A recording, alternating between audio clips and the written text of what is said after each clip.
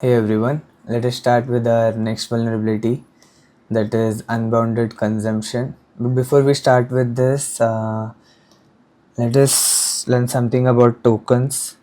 So, if you remember, my earlier example prompt was Pikachu's color is, right? This we send to the LLM system, but when the LLM works with it, it works with it in terms of tokens. So this entire sentence is broken down into tokens. For simplicity, people consider a word as tokens, but token need not be a token. Typically, is not a full word. So token can be PIK, and the space can also be considered as a token. Just an example. So this in all makes 4 tokens. Okay, this is how so LLM works with tokens. This concept is to be understood before we dive into unbounded consumption. So unbounded consumption is something this is something which deals with DoS kind of attacks. So if you are disrupting the service, the LLM service itself, or depleting the financial resources of the LLM developers, or steal the intellectual property. You can send requests to the LLM unrestrictedly, get the responses, and out of those responses, you can create a new model, that is cloning the model. That can also happen. All of them have this common thread, that is you are sending request or tokens, consuming tokens or sending requests unrestrictedly to the LLM app. I don't have a lab per se for demonstrating this vulnerability, but if you remember in my previous video for improper output handling, I was actually using an OpenAI API key to run that lab. So whenever admin page was being loaded, this OpenAI API key was being consumed.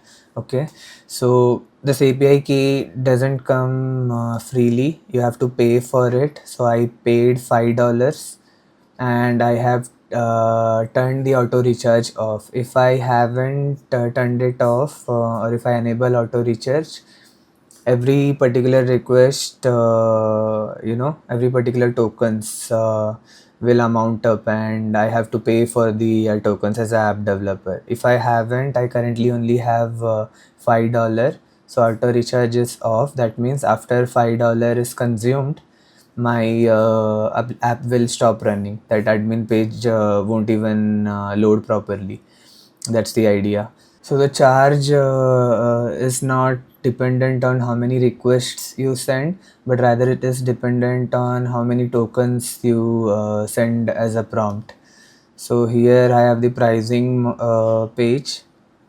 So you have to pay $1.250 for every 1 million tokens in the input. So that's the idea. So all this app and consuming OpenAI's model, or advanced LLM doesn't come freely. The developer knows. Nowadays there are very many wrappers that are built around this LLM, and you might be thinking when you are using it, you are using different LLMs, but mostly they consume OpenAI's or Grok or DeepSeek and all these things. So the idea is that behind the scenes this LLM runs, and it can carry a huge cost to the developers if it isn't consumed in an efficient manner. So while I was setting the previous app, the insecure output handling app, I ran into this issue where I exceeded my current quota.